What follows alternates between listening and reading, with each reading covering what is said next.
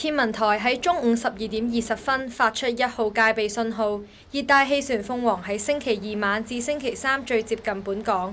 1號戒備信號會喺聽日中午前維持。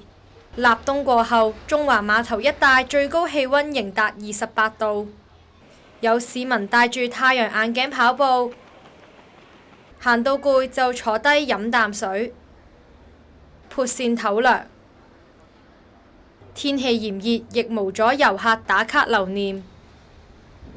我覺得很舒服，就是內地天氣，就是我在杭州嘛，前段時間就40多度，就你這樣穿出去都非常熱。成都現在差不多已經到冬天了，就只有14、15度，然後已經可以穿上大衣和羽絨服了。這邊已經過來，然後又1秒入夏，感覺還是夏天。雖然已經立冬，不過喺中環碼頭呢度依然感受到天氣嘅酷熱，有唔少遊客都買返支雪糕降溫。天文台話，熱帶氣旋鳳凰正逐漸轉向偏北方向移動，預料喺星期二晚至星期三最接近本港，並喺本港400公里或以外掠過，隨後移向台灣一帶，並受東北季候風影響而逐漸減弱。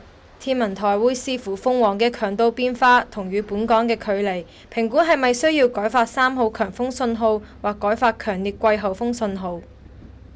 說在線記者莊子晴報導。